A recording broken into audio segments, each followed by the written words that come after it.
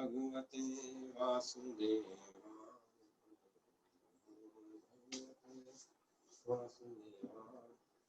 भक्त चरितांक। भक्तराज गरुड़ जी ये भी भगवान के अन्य परिकरों की भांति नित्य मुक्त एवं अखंड ज्ञान संपन्न माने जाते हैं। ये वेदों के अधिष्ठाता देवता एवं वेदात्मा कहे जाते हैं। अतएव इन्हें शास्त्रों में सर्वज्ञ भी कहा गया है। इनका भगवान के दास, सखा, वाहन, आसन, ध्वजा, वितान एवं व्यजन के रूप में वर्णन होता है। श्रुति में इन्हें सर्ववेदमय विग्रह कहा गया है। श्रीमद् भागवत में एक जगह वर्णन आता है कि बृहदर्थ और रथंतर नामक साम वेद के दो भेद ही उनके पंख हैं और उड़ते हुए इन पंखों से सामगान की ध्वनि निकलती है। ये भगवान के नित्य संगी हैं और सदा इनकी सेवा में रत रहते हैं। इनके संबंध में यह कहा जाता है कि उनकी पीठ पर भगवान के चरण सदा स्थापित रहते हैं, जिससे उनके चमड़े पर गड्ढा सा पड़ गया है। यह परम सौभाग्य इन्हीं को प्राप्त है। भगवान के उच्चिष्ट प्रसाद को ग्रहण करने का अधिकार भी इन्हीं को मिला हुआ है। असुरादि के साथ युद्ध में भगवान इन्हें अपने सेनापति का पद देकर अपना सारा भार इन पर छोड़ देते हैं, क्योंकि ये भगवान के अत्यंत विश्वास पात्र सेवक हैं। भगवान के नित्य परिकर होने पर भी इनका जन्म कश्यप और विनता से हुआ है। अतएव ये वेंते कहलाते हैं। भगवान ने गीता में इन्हें अपनी विभूति बतलाया है। ये भगवान के नित्य परिकर होने के नाते भक्तों के सर्वस्व एवं महान सहायक हैं। अष्टादश पुराण अंतर्गत गरुड़ पुराण इन्हीं के नाम से प्रसिद्ध है। भगवान की कृपा एवं प्रेरणा से इन्होंने ही इस पुराण का कथन कश्यप जी के सामने किया था और उसी को फिर व्यास जी ने संकलन करके प्रसिद्ध किया। भक्तराज काकभुशुंडी।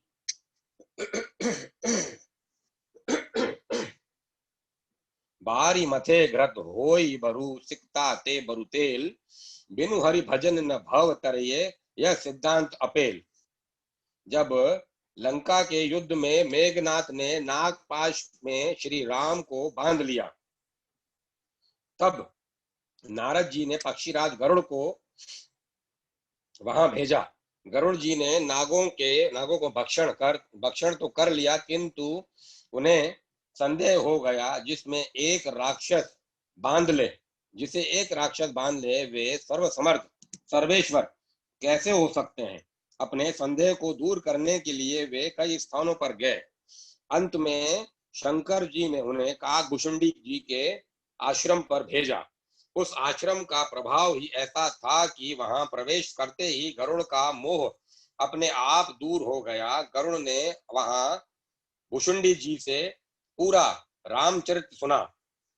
गरुड़ जी के पूछने पर काकभुशुंडी ने बताया कि पूर्व के किसी कल्प में मेरा जन्म अयोध्या में हुआ था। मैं जाति से शूद्र था। जब देश में अकाल पड़ गया तब जन्मभूमि छोड़कर मैं उज्जैनी पहुंचा। वहां एक त्यागी धर्मात्मा भगवत भक्त ब्राह्मण से मैंने शिव मंत्र की दीक्षा ली। उस समय मेरे मन में बड़ा भेद था। मैं शंकर जी का भक्त होने पर भी भगवान विष्णु तथा राम कृष्ण से द्वेष करता था। श्री नारायण की मैं निंदा करता था। मेरे गुरुदेव सच्चे संत थे। मेरी इस द्वेष बुद्धि से उन्हें खेद होता था। मेरे कल्याण के लिए वे बार बार समझाते थे, भगवान शंकर और भगवान विष्णु परस्पर अभिन्न हैं।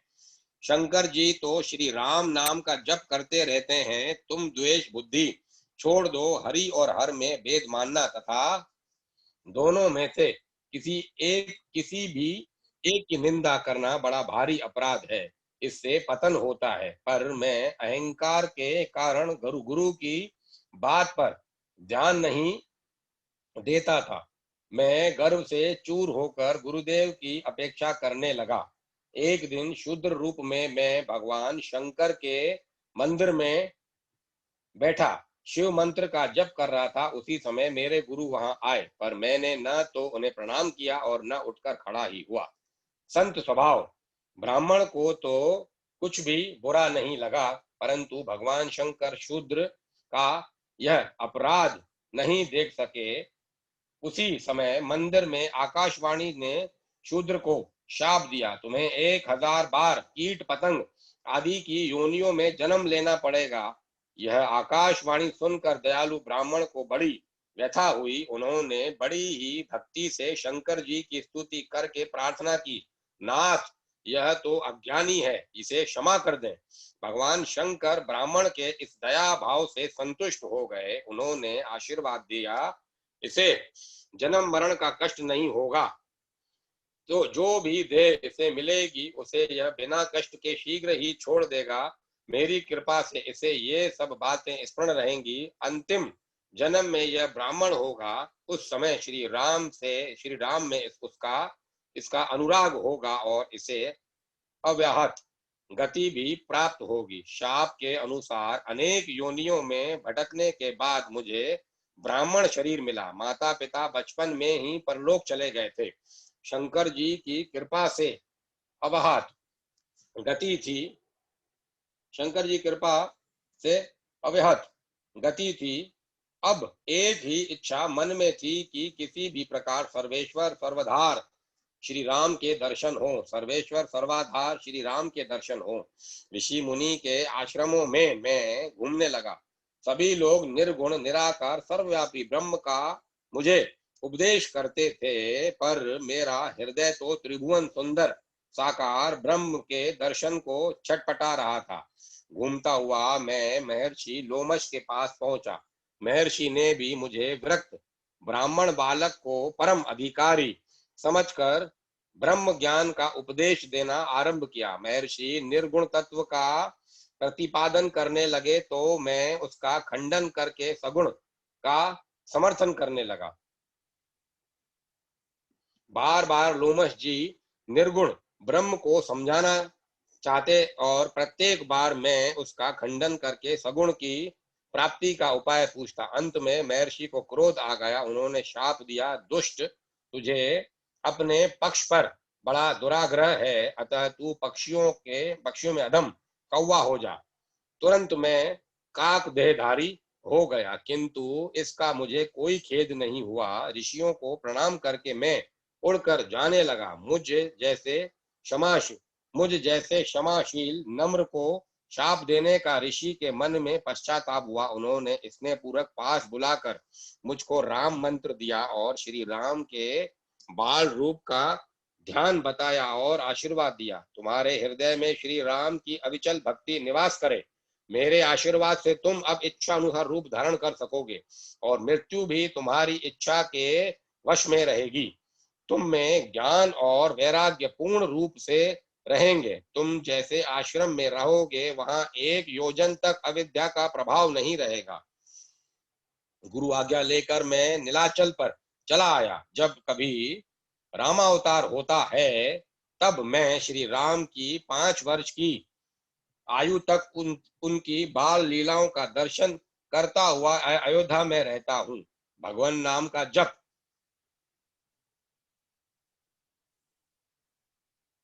भगवान नाम का जप, ध्यान, मानसिक पूजा और दिव्य राजहंसों को भगवान की कथा सुनाना, यही मेरा नित्य क्रम है।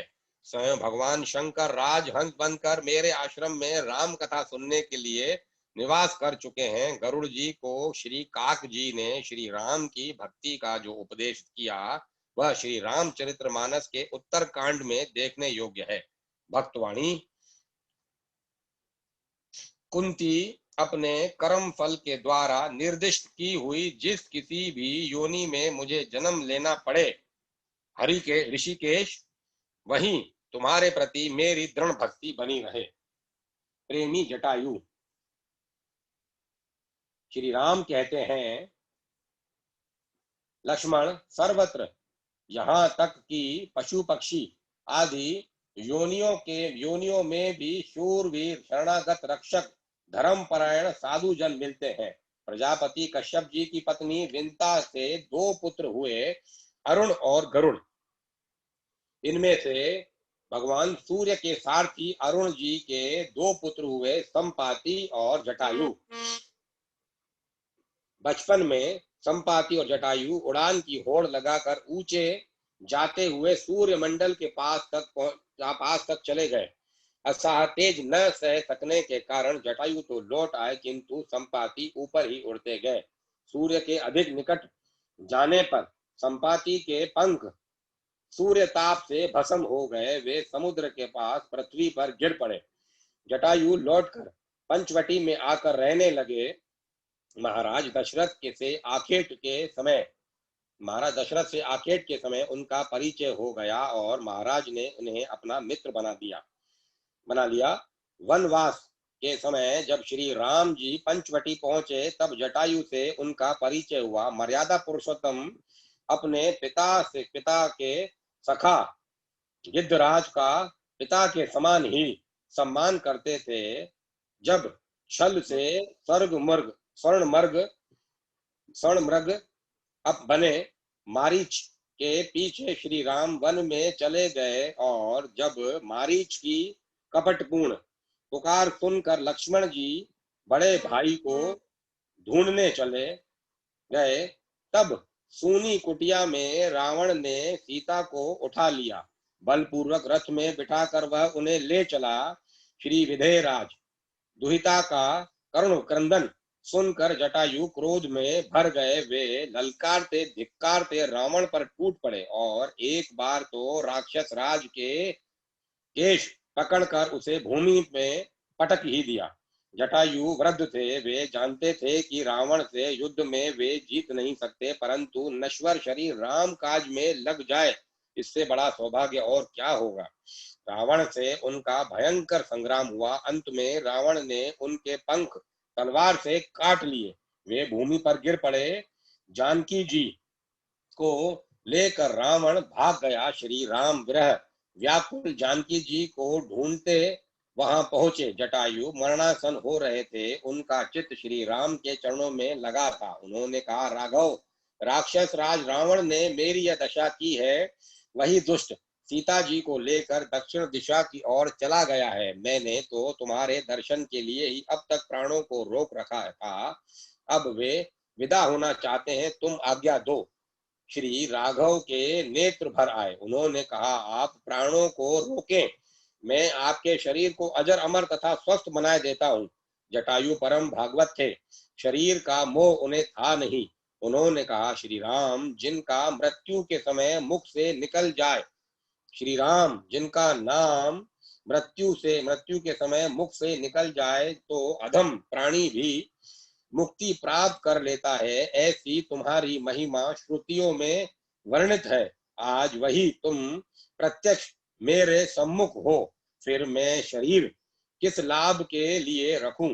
दयाधाम श्री राम भद्र के नेत्रों में जल भर आया। वे कहने लगे, तात, मैं तुम्हें क्या दे सकता हूं। तुमने तो अपने ही कर्म से परम गति प्राप्त कर ली है। जिनका चित्त परोपकार में लगा रहता है, उन्हें संसार में कुछ भी दुर्लभ नहीं है। अब इस शरीर को छोड़कर आप मेरे धाम में पधारें। श्री राम ने जटायु को गोद में उठा लिया था। अपनी जटाओं से वे उन पक्षीराज की देह में लगी धूलि झाड़ रहे थे। जटायु ने श्री राम के मुख कमल का दर्शन करते हुए उनकी गोद में ही शरीर छोड़ दिया।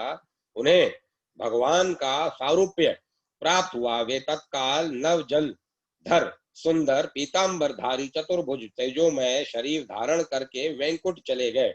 जैसे सतपुत्र श्रद्धा पूर्वक पिता की अंत्येष्टि करता है, वैसे ही श्री राम ने जटायु के शरीर का सम्मान पूर्वक दाह कर्म किया और उन्हें जलांजलि देकर श्राद्ध किया। पक्षीराज के सौभाग्य की महिमा का कहाँ पार है। त्रिभुवन के स्वामी श्री राम जिन्होंने दशरथ जी की अंत्येष्टि नहीं की, वे जटायु की अंत्येष्टि विधि पूर्वक करते रहे। उस समय उन्हें श्री राम, श्री जानकी जी का वियोग भी भूल गया था। उस समय उन्हें श्री जानकी जी का वियोग भी भूल गया था। भक्त ऋषराज जामवन सारथ सांझ जीव कहे ऐहा, मन करम वचन राम पद नेहा। भगवान ब्रह्मा ने देखा कि सृष्टि कार्य में लगे रहते पूरा समय भगवान की सेवा में नहीं किया जा सकता, अतः वे अपने एक रूप से ऋषराज जामवन होकर पृथ्वी पर आ गए। भगवान की सेवा, भगवान के नित्य मंगलमय रूप का ध्यान, भगवान की लीलाओं का चिंतन, यही जामवन जी की दिनचर्या थी। सतयुग में जब भगवान वामन ने विराट रूप धारण करके बलि को बांध लिया, उस समय उस विराट रूप प्रभु को देखकर ऋषराज जामवंत जी को बड़ा ही आनंद हुआ। वे बेरी लेकर विराट भगवान का जय घोष करते हुए दिशाओं में सर्वत्र महोत्सव की घोषणा कर आए और 2 घड़ी में ही दौड़ते हुए उन्होंने 7 प्रदक्षिणा विराट भगवान की कर ली। त्रेता में जामवंत जी सुग्रीव के मंत्री हुए। आयु बुद्धि बल एवं नीति में सबसे श्रेष्ठ होने के कारण वे ही सबको उचित सम्मति देते थे। वानर जब सीतान्वेषण को निकले और समुद्र के तट पर हताश होकर बैठ गए, तब जामवंत जी ने ही हनुमान जी को उनके बल का स्मरण दिलाकर लंका जाने के लिए प्रेरित किया। भगवान श्री राम के युद्ध काल में तो जैसे ही प्रधानमंत्री ही थे। भगवान श्री राम के युद्ध काल में तो जैसे ये प्रधानमंत्री ही थे। सभी कार्यों में भगवान इनकी सम्मति लेते और उसका आदर करते थे। लंका युद्ध में मेघनाथ ने अपनी माया से सभी को व्याकुल कर दिया था, पर जामवंत जी को वह माया स्पर्श भी नहीं कर सकी। मेघनाथ और रावण भी इनके मुष्टि प्रहार से मूर्छित हो जाते थे। जब भगवान अयोध्या लौट आए और राज्याभिषेक के अनंतर सबको विदा करने लगे, तब जामवंत जी ने अयोध्या से जाना तभी स्वीकार किया जब प्रभु ने उन्हें द्वापर में फिर दर्शन देने का वचन दिया। जामवंत जी की इच्छा थी कि कोई मुझे द्वंद्व युद्ध में संतुष्ट करे। लंका के युद्ध में रावण भी उनके सम्मुख टिक नहीं सका था। भगवान तो भक्तवाच्छा कल्पतरु हैं। अपने भक्त की इच्छा पूर्ण करना ही उनका व्रत है। द्वापर में श्री कृष्णचंद्र का अवतार हुआ। द्वापर का द्वारका आने पर यादव श्रेष्ठ सत्राजीत ने सूर्य की आराधना करके समयंतक मणि प्राप्त की। एक दिन श्री कृष्णचंद्र ने सत्राजीत से कहा कि वह मणि महाराज उग्रसेन को दे दो, किंतु लोभवश सत्राजीत ने यह बात स्वीकार नहीं की। संयोगवश उस मणि को गले में बांधकर सत्राजीत का भाई प्रसेनजीत आखेट के लिए वन में गया और वहां उसे सिंह ने मार डाला। सिंह मणि लेकर गुफा में गया तो जामवंती ने सिंह को मारकर मणि ले ली और गुफा के भीतर अपने बच्चों को खेलने के लिए दे दी। द्वारका में जब प्रसेन नहीं लौटा, तब सत्राजीत को शंका हुई कि श्री कृष्णचंद्र ने मेरे भाई को मारकर मणि छीन ली। धीरे धीरे यह बात फैलने लगी। इस अयश को दूर करने के लिए श्री कृष्णचंद्र मणि का पता लगाने निकले। मरे घोड़े को फिर मृत सिंह को देखते हुए जामवंत की गुफा में पहुंचे। एक अपरिचित पुरुष को देख बच्चे की धाय चिल्ला उठी। जामवंत उस चिल्लाहट को सुन क्रोध में भरे दौड़े। केशव के साथ उनका द्वंद्व युद्ध होने लगा। 27 दिन रात बिना विश्राम किए दोनों एक दूसरे पर वज्र के समान घूसे मारते रहे। अंत में जामवंत का शरीर मधुसूदन के घूसों से शिथिल होने लगा। जामवंत जी ने सोचा, मुझे पराजित कर सके ऐसा कोई देवता या राक्षस तो हो नहीं सकता, अवश्य ही मेरे स्वामी श्री राम ही हैं। वे यह सोचकर रुक गए। भगवान ने उसी समय उन्हें अपने धनुषधारी राम रूप का दर्शन दिया। जामवंत जी प्रभु के चरणों पर गिर पड़े। श्री कृष्णचंद्र ने अपना हाथ उनके शरीर पर फेर कर समस्त पीड़ा शांति कलेशों को दूर कर दिया। अपनी कन्या जामवंती को रक्षराज ने श्री कृष्णचंद्र के चरणों में समर्पित किया और उस मणि को भी दे दिया। इस प्रकार अपने जीवन को ही भगवान के चरणों में उन्होंने अर्पित कर दिया। महात्मा बलि उमा दारु जोशित की नाई, सब ही नचावत राम गोसाई। देवराज इंद्र के अंश से उत्पन्न किष्किंधा नरेश वानर राज बाली, महात्मा बाली उमा दारु जोशित की नाई, सब ही नचावत राम गोसाई। देवराज इंद्र के अंश से उत्पन्न किष्किंधा नरेश वानर राज बाली अमित पराक्रमी थे। वे संध्या पूजन देव आराधना करते थे। ब्राह्मणों तथा गौओं के भक्त थे। उनमें न कोई अधर्म था और न उनको प्रमाद ही स्पर्श करता था। उनका अपार ऐश्वर्य और महान धन वैभव था। पराक्रम इतना महान था कि युद्ध के लिए आए राक्षस राज रावण को उन्होंने नन्हे से कीड़े की भांति पकड़कर अपनी कांख बगल में 6 महीने दबाए रखा और फिर लाकर घर में बांध दिया। महर्षि पुलस्त के कहने पर उन्होंने दशानंद को छोड़ा। बाली के भय से राक्षस उनके राज्य में उत्पात नहीं करते थे, परंतु प्रारब्ध की महिमा अपार है। अपने छोटे भाई सुग्रीव से उनको चिढ़ हो गई। सुग्रीव को मारकर उन्होंने निकाल दिया और उनकी संपत्ति तथा स्त्री छीन ली। बाली को सुग्रीव प्राणों के समान प्रिय थे और सुग्रीव भी बाली का पिता के समान आदर करते थे। एक दिन मैं का पुत्र मायावीर नामक राक्षस आया और आधी रात को नगर द्वार पर आकर उसने बाली को युद्ध के लिए ललकारा। बाली दौड़ पड़े। राक्षस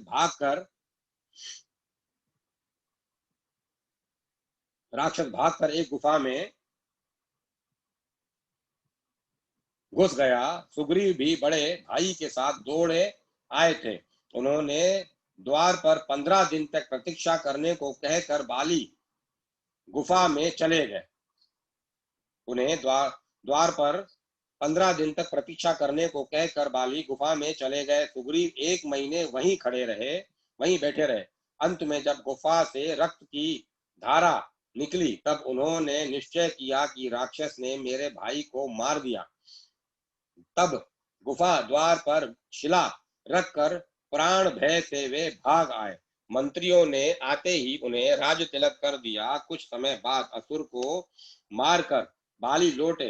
गुफा द्वार बंद देखकर उन्हें क्रोध आया। शिला हटाकर नगर में आने पर जब उन्होंने सुग्रीव को राजा बना देखा तब उन्हें ऐसा लगा कि जानबूझकर सुग्रीव ने ही मुझे गुफा में बंद करके मार डालना चाहा था। अतः वे सुग्रीव पर टूट पड़े। घायल होकर सुग्रीव भाग खड़े हुए। इस प्रकार केवल भ्रम के कारण इतना बड़ा अनर्थ हो गया। बाली ने दुंदुभी नामक राक्षस को मारकर एक बार श्रमुख पर्वत पर फेंक दिया था। उस राक्षस के रक्त से मतंग ऋषि का आश्रम अपवित्र हो गया। इससे ऋषि ने श्राप दिया कि बाली इस पर्वत पर आते ही मर जाएगा। इससे बाली वहां नहीं जाते थे। सुग्रीव इसी पर्वत पर रहने लगे। वहीं मर्यादा पुरुषोत्तम श्री राम से उनकी मित्रता हुई। श्री राम ने उन्हें बाली से युद्ध करने भेजा। जब सुग्रीव की ललकार सुनकर बाली दौड़े तब तारा ने पैर पकड़कर उन्हें समझाना चाहा। उस समय बाली ने कहा, तारा, श्री राम तो समदर्शी हैं और यदि कदाचित वे मुझे मारेंगे तो मैं सदा के लिए सनाथ हो जाऊंगा। बाली श्री राम के स्वरूप को जानते थे। जब प्रभु ने उनकी छाती में बाण मारा और वे गिर पड़े तब सर्वेश्वर उनके सम्मुख आए। बाली ने उन्हें उलाहना दिया छिप कर मारने के लिए, किंतु हृदय प्रेम मुख बचन कठोरा, हृदय प्रेम मुख बचन कठोरा को ये सर्व अंतर्यामी भली भांति जानते थे। बाली कहे कुछ भी, उनकी अवस्था तो दूसरी ही थी। पुनि पुनि चतई चरण चित दिन्हा, सुफल जन्म माना प्रभु चीन्हा। भगवान ने भी बाली के वचन का उत्तर देकर बताया कि यह जानकर भी कि सुग्रीव भगवान के आश्रित हैं, उन्हें मारने का प्रयत्न अहंकार वश ही किया गया। बाली के हृदय में प्रेम था, वे विवाद करने की स्थिति में भी नहीं थे। उन्होंने कहा, नाथ आप स्वामी हैं, समर्थ हैं, आपसे मेरी चतुराई नहीं चल सकती, किंतु अब अंत समय में जब मैं आपकी परम गति पा रहा हूं, तब भी क्या पापी ही हूं। दया मैंने बाली के शरीर को अमर कर देने को कहा। बाली ने उत्तर दिया, प्रभु ऐसा सुअवसर बार बार हाथ नहीं लगता। जन्म जन्म मुनि जतन कराही, अंत राम कही आवत नाही। जासु नाम बल शंकर काशी, देत सबहि सम गति अविनाशी। ममलोचन गोचर सोई आवा, बहुरु की प्रभु अस बिन ही बनावा। बाली ने भगवान की स्तुति की और वरदान मांगा, नाथ कर्मवश जिस भी योनि में जन्म ग्रहण करूं, वहीं मेरा आपके श्री चरणों में प्रेम रहे। जे ही जोनि जन्मो कर्म बस, तह राम पद अनुरागाओ। वह दिव्य झांकी उस धन्य भाग्य के सम्मुख थी। श्याम गात सिर जाटा बनाए, अरुण नयन सर चाप चढ़ाए। श्री राम के चरणों में चित्त को लगाकर इस छवि का दर्शन करते बाली ने इस प्रकार शरीर छोड़ दिया। सुमन माल जीमी कंठ ते, गिरत न जाई नाग। सखा सुग्रीव। श्री राम सुग्रीव जी से कहते हैं, भैया सब भाई भरत के समान आदर्श नहीं हो सकते, सब पुत्र हमारी तरह पितृभक्त नहीं हो सकते, और सब सुहृदय तुम्हारी तरह दुख के साथी नहीं हो सकते। इस सब संबंधों में एकमात्र स्थान श्री हरि ही है। सब संबंधों के एकमात्र स्थान श्री हरि ही हैं। उनसे जो भी संबंध जोड़ा जाए उसे वे पूरा निभाते हैं। सच्ची लगन होनी चाहिए, एक निष्ठ प्रेम होना चाहिए। प्रेम पाश में बंध कर प्रभु स्वामी बनते हैं। वे सखा सुहृदय भाई पुत्र सेवक सभी कुछ बनने को तैयार हैं। उन्हें शिष्टाचार की आवश्यकता नहीं, वे तो सच्चा स्नेह चाहते हैं। प्रभु तरु तर कपि डार पर, एक ये आप समान, तुलसी कहूं न राम सो साहिब सील निधान। सुग्रीव को भगवान ने स्थान स्थान पर अपना सखा भक्त माना है। बाली और सुग्रीव ये दो भाई थे, दोनों में ही परस्पर बड़ा स्नेह था। बाली बड़ा था, इसीलिए वही वानरों का राजा था। एक बार एक राक्षस रात्रि में किष्किंधा आया, आकर बड़े जोर से गरजने लगा। बाली उसे मारने के लिए नगर में अकेला ही निकला। सुग्रीव भी भाई के स्नेह के कारण उसके पीछे पीछे चला। वह राक्षस एक बड़े भारी बिल में घुस गया। बाली अपने छोटे भाई को द्वार पर बैठाकर उस राक्षस को मारने उसके पीछे पीछे उस गुफा में चला गया। सुग्रीव को बैठे बैठे 1 महीना बीत गया, किंतु बाली उस गुफा में से नहीं निकला। 1 महीने बाद गुफा में से रक्त की धारा निकली। सुग्रीव ने समझा मेरा भाई मर गया है, अतः उस गुफा को एक बड़ी भारी शिला से ढककर वह किष्किंधापुरी में लौट आया। मंत्रियों ने जब राजधानी को राजा से हीन देखा तो उन्होंने सुग्रीव को राजा बना दिया। थोड़े ही दिनों में बाली आ गया। सुग्रीव को राजगद्दी पर बैठा देखकर वह बिना ही जांच पड़ताल किए क्रोध से आग बबूला हो गया और उसे मारने को दौड़ा। सुग्रीव भी अपनी प्राण रक्षा के लिए भागा। भागते भागते वह मतंग ऋषि के आश्रम पर पहुंचा। बाली वहां शापवश जा नहीं सकता था, अतः वह लौट आया और सुग्रीव का धन स्त्री आदि सभी उसने छीन लिया। राज्य स्त्री और धन के हरण होने पर बड़ी दुखी सुग्रीव अपने हनुमान आदि 4 मंत्रियों के साथ ऋषिमुख पर्वत पर रहने लगा। सीता जी के हरण हो जाने पर भगवान श्री राम जी ने अपने भाई लक्ष्मण जी के साथ उन्हें खोजते खोजते शबरी जी के बताने पर ऋषिमुख पर्वत पर आए। सुग्रीव ने दूर से ही श्री राम लक्ष्मण को देखकर हनुमान जी को भेजा। हनुमान जी उन्हें आदर पूर्वक ले आए। अग्नि को साक्षी करके दोनों में मित्रता हुई। सुग्रीव ने अपना सब दुख भगवान को सुनाया। भगवान ने कहा, मैं बाली को एक ही बाण से मार दूंगा। सुग्रीव ने परीक्षा के लिए अस्थि समूह दिखाया। श्री राम जी ने उसे पैर के अंगूठे से ही गिरा दिया। फिर 7 ताड़ों को एक बाण से गिरा दिया। सुग्रीव को विश्वास हो गया कि श्री राम जी बाली को मार देंगे। सुग्रीव को लेकर श्री राम जी बाली के यहाँ गए। बाली लड़ने आया। दोनों भाइयों में बड़ा युद्ध हुआ। अंत में श्री रामचंद्र जी ने एक ऐसा बाण तक कर बाली को मारा कि वह मर गया। बाली के मरने पर श्री राम जी की आज्ञा से सुग्रीव राजा बनाए गए और बाली के पुत्र अंगद को युवराज का पद दिया गया। तदंतर सुग्रीव ने वानरों को इधर उधर श्री सीता जी की खोज के लिए भेजा और श्री हनुमान जी द्वारा सीता जी का समाचार पाकर सुग्रीव अपने असंख्य वानरी सेना लेकर लंका पर चढ़ गए। वहां उन्होंने बड़ा पुरुषार्थ दिखलाया। सुग्रीव ने संग्राम में रावण तक को इतना छकाया कि वह भी उनके नाम से डरने लगा। लंका विजय करके ये भी श्री राम जी के साथ श्री अवधपुरी आए और वहां श्री राम जी ने उनका परिचय कराते हुए गुरु वशिष्ठ से कहा, ए सब सखा सुनहु मुनि मेरे, भय समर सागर कहूं बेरे, मम हित लागी जन्म इह हारे, भरत हूं ते मोहि अधिक प्यारे।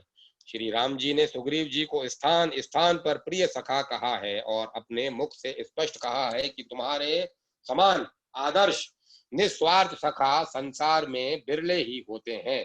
श्री राम जी ने थोड़े दिन इन्हें अवधपुरी में रखकर विदा कर दिया और ये भगवान की लीलाओं का स्मरण कीर्तन करते हुए अपनी पुरी में रहने लगे। अंत में जब भगवान निज लोक पधारे तब ये भी आ गए और भगवान के साथ ही साकेत गए। सुग्रीव जैसे भगवत कृपा प्राप्त सखा संसार में बिरले ही होते हैं। उनका समस्त जीवन राम काज और राम स्मरण में ही बीत गया। यही जग में जीवन का परम लाभ है। भगवान से प्रार्थना करते हुए सुग्रीव जी कहते हैं, प्रभो मेरी चित्तवृत्ति सदा आपके चरण कमलों में लगी रहे, मेरी वाणी सदा आपके नाम का गान करती रहे, हाथ आपके भक्तों की सेवा में लगे रहें और मेरा शरीर आपके पाद स्पर्श आदि में आदि के मिस से सदा आपका अंग संग करता रहे। मेरे नेत्र सर्वदा आपकी मूर्ति, आपके भक्त और अपने गुरु का दर्शन करते रहें। कान निरंतर आपके दिव्य जन्म कर्मों की कथा सुनते रहें और मेरे पैर सदा आपके मंदिरों की यात्रा करते रहें। हे गरुड़ध्वज, मेरा शरीर आपकी चरण रज से युक्त तीर्थोदक को धारण करे और मेरा सिर निरंतर आपके उन चरणों में प्रणाम किया करे जिनकी शिव और ब्रह्मादि देवगण भी सदा सेवा करते हैं। राम हृदय श्री हनुमान जी।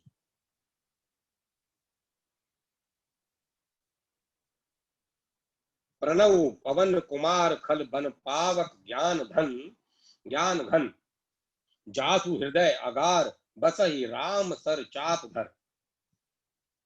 भगवान शंकर के अंश से वायु के द्वारा कपिराज केसरी की पत्नी अंजना में हनुमान जी का प्रादुर्भाव हुआ। मर्यादा पुरुषोत्तम श्री राम की सेवा शंकर जी अपने रूप में तो कर नहीं सकते थे, अतएव उन्होंने 11वें रुद्र रूप को इस प्रकार वानर रूप में अवतरित किया। जन्म के कुछ ही समय पश्चात महावीर हनुमान जी ने उगते हुए सूर्य को कोई लाल लाल फल समझा और उसे निगलने आकाश की ओर दौड़ पड़े।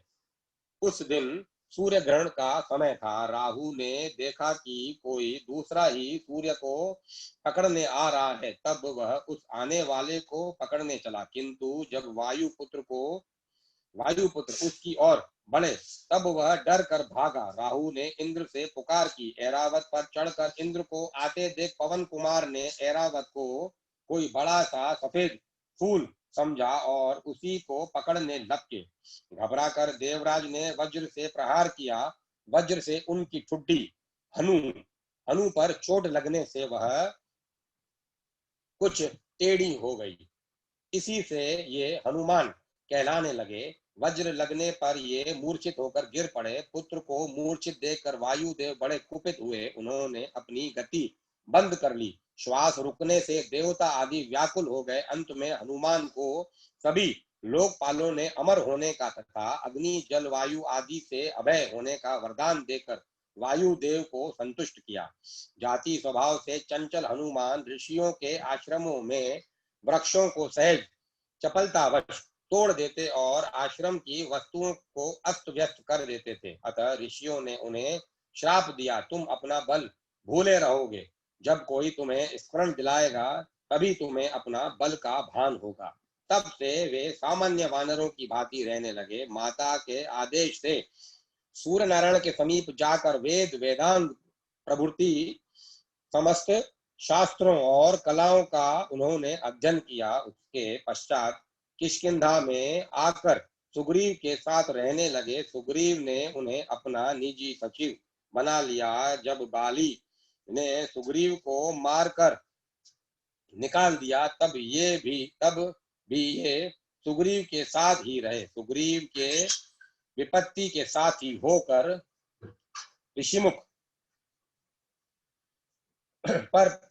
पर ये उनके साथ ही रहते। बचपन में माता अंजना से बार बार आग्रह पूर्वक उन्होंने अनादि रामचरित्र सुना था।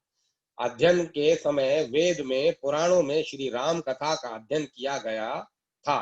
किष्किंधा आने पर यह भी ज्ञात हो गया था कि परात्पर प्रभु ने अयोध्या में अवतार धारण कर लिया है। अब ये बड़ी उत्कंठा से अपने स्वामी के दर्शन की प्रतीक्षा करने लगे। श्रीमद् भागवत में कहा गया है, जो निरंतर भगवान की कृपा की आतुर प्रतीक्षा करते हुए अपने प्रारब्ध से प्राप्त सुख दुख को संतोष पूर्वक भोगते रहकर हृदय वाणी तथा शरीर से भगवान को प्रणाम करता रहता है। हृदय से भगवान का चिंतन, वाणी से भगवान के नाम गुण का गान कीर्तन और शरीर से भगवान का पूजन करता रहता है, वह मुक्ति पद का स्वात्वा अधिकारी हो जाता है। श्री हनुमान जी तो जन्म से ही माया के बंधनों से सर्वथा मुक्त थे। वे तो अहिर्निश अपने स्वामी श्री राम के ही चिंतन में लगे रहते थे। अंत में श्री राम अपने छोटे भाई लक्ष्मण के साथ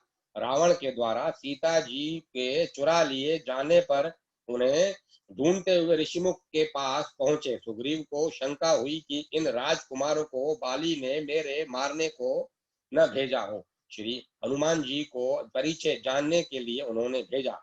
विप्रवेश धारण कर हनुमान जी आए और परिचय पूछकर जब अपने स्वामी को पहचाना तब वे उनके चरणों पर गिर पड़े। वे रोते रोते कहने लगे, एक मैं मंद मोह बस कुटिल हृदय अज्ञान, पुनि प्रभु मोहि बिसारेहु दीन बंधु भगवान। श्री राम ने उठकर उन्हें हृदय से लगा लिया। तभी से हनुमान जी श्री अवधेश कुमार के चरणों के समीप ही रहे। हनुमान जी की प्रार्थना से भगवान ने सुग्रीव से मित्रता की और बाली को मारकर सुग्रीव को किष्किंधा का राज्य दिया।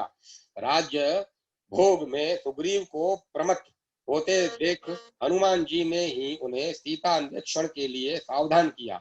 वे पवन कुमार ही वानरों को एकत्र कर लाए। श्री राम जी ने उनको ही अपनी मुद्रिका दी। 100 योजन समुद्र लांघने का प्रश्न आने पर जब जामवंत जी ने हनुमान जी को उनके बल का स्मरण दिलाकर कहा, आपका तो अवतार ही राम कार्य संपन्न करने के लिए हुआ है, तब अपनी शक्ति को बोध कर केसरी किशोर उठ खड़े हुए।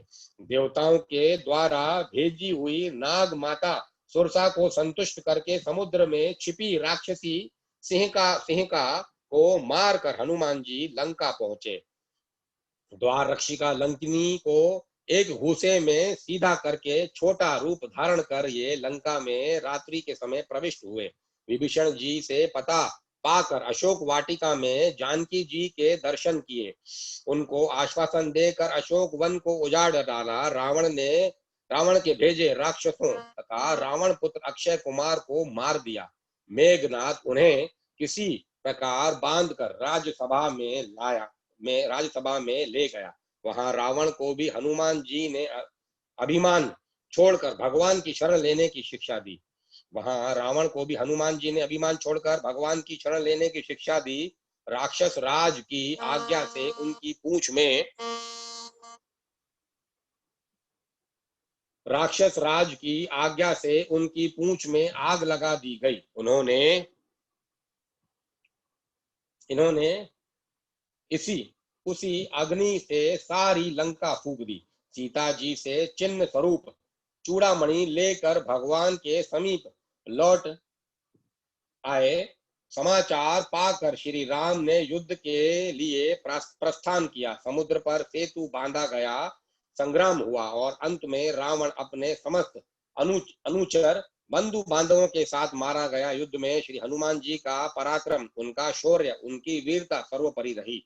वानरी सेना के संकट के समय वे सदा सहायक रहे। राक्षस उनकी हुंकार से ही कांपते थे। लक्ष्मण जी जब मेघनाथ की शक्ति से मूर्छित हो गए, तब मार्ग में पाखंडी कालनेमी को मारकर द्रोणाचल को हनुमान जी उखाड़ लाए और उस समय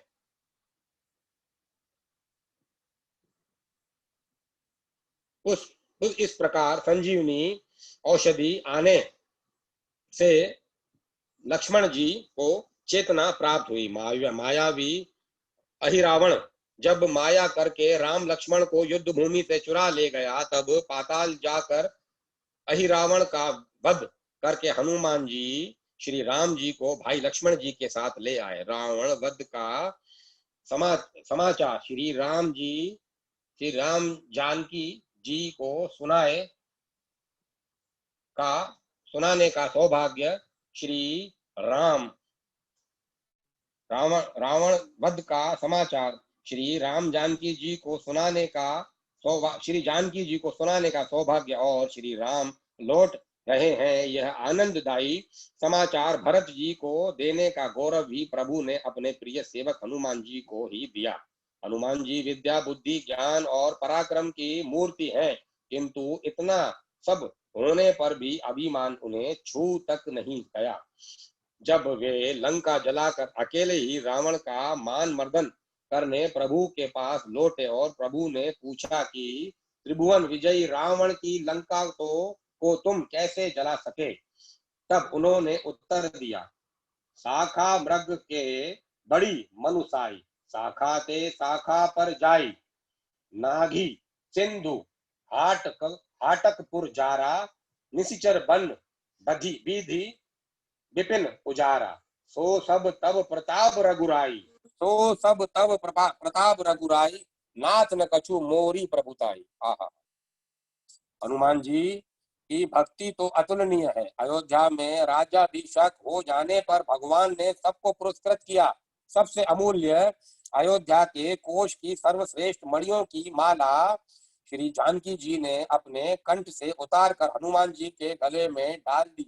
हनुमान जी मणियों को ध्यान से देख देख कर तोड़ने लगे और मुख में डालकर फोड़ने भी लगे। दुर्लभ रत्नों को इस प्रकार नष्ट होते देख कुछ लोगों को बड़ा कष्ट हुआ। कुछ ने उन्हें रोका। हनुमान जी ने कहा, मैं इनमें भगवान का नाम तथा उनकी मूर्ति ढूंढ रहा हूँ। जिस वस्तु में मेरे स्वामी श्री सीताराम जी का नाम न हो, जिसमें उनकी मूर्ति न हो, वह तो व्यर्थ है। प्रश्न करने वाले ने पूछा, क्या आपके शरीर में वह मूर्ति और नाम है? तुरंत अपने नखों से हनुमान जी ने छाती का चमड़ा फाड़कर सबको दिखाया और उनको रोम रोम में राम यह परम दिव्य नाम अंकित था और उनके हृदय में श्री जनक नंदिनी जी के साथ सिंहासन पर बैठे महाराजाधिराज श्री अवधेश जी की भुवन सुंदर मूर्ति विराजमान थी। सब लोग जय जयकार करने लगे। भगवान ने हनुमान जी को हृदय से लगा लिया। हनुमान जी आजन्म नैष्ठिक ब्रह्मचारी हैं, व्याकरण के महान पंडित हैं, वेदज्ञ हैं, ज्ञानी शिरोमणि हैं, बड़े विचारशील, तीक्ष्ण बुद्धि तथा अतुल पराक्रमी हैं। श्री हनुमान जी बहुत निपुण संगीतज्ञ और गायक भी हैं। एक बार एक देव ऋषि दानवों के महान सम्मेलन में जलाशय के तट पर भगवान शंकर तथा देव ऋषि नारद जी आदि गार एक बार एक देव ऋषि दानवों के महान सम्मेलन में जलाशय के तट पर भगवान शंकर तथा देव ऋषि नारद जी आदि गा रहे थे। अन्य देव ऋषि दानव भी योग दे रहे थे। इतने में ही हनुमान जी ने मधुर स्वर में ऐसा सुंदर गान आरंभ किया कि जिससे सुनकर उन सबके मुख मलान उन सबके मुख मलान हो गए, जो बड़े उत्साह से गा बजा रहे थे, और सभी अपना अपना गान छोड़कर मोहित हो गए और चुप होकर सुनने लगे। उस समय केवल हनुमान जी ही गा रहे थे। जब तक पृथ्वी पर श्री राम जी की कथा रहेगी, तब तक पृथ्वी पर रहने का वरदान उन्होंने स्वयं प्रभु से मांग लिया। श्री राम जी के अवधेश अश्वमेघ यज्ञ में अश्व की रक्षा करते समय जब अनेक महासंग्राम हुए, तब उनमें हनुमान जी का पराक्रम ही सर्वत्र विजयी हुआ। महाभारत में भी केसरी कुमार का चरित्र है। वे अर्जुन की रथ की ध्वजा पर बैठे रहते थे। उनमें उनके बैठे रहने से अर्जुन के रथ को कोई पीछे नहीं हटा सकता था। कई अवसरों पर उन्होंने अर्जुन की रक्षा भी की। एक बार भीम, अर्जुन और गरुड़ जी को आपने अभिमान से भी बचाया था। कहते हैं हनुमान जी अपने वज्र नख से पर्वत को शिलाओं पर एक रामचरित्र काव्य लिखा था। ये कहते हैं श्री हनुमान जी ने अपने वज्र नख से पर्वत की शिलाओं पर एक रामचरित्र काव्य लिखा था। उसे देखकर महर्षि वाल्मीकि को दुख हुआ कि यदि वह काव्य लोक में प्रचलित हुआ तो मेरे आदि काव्य का समादर न होगा। ऋषियों को संतुष्ट करने के लिए हनुमान जी ने वे शिलाएं समुद्र में डाल दी। सच्चे भक्त के यश मान बढ़ाई की इच्छा का लेश भी नहीं होता। सच्चे भक्त में यश मान बढ़ाई की इच्छा का लेश भी नहीं होता। वह तो अपने प्रभु का पावन यश ही लोक में गाता है। श्री राम कथा श्रवण, राम नाम कीर्तन के हनुमान जी अनन्य प्रेमी है। जहाँ भी राम नाम का कीर्तन या राम कथा होती है, वहाँ वे गुप्त रूप से आरंभ में ही पहुंच जाते हैं।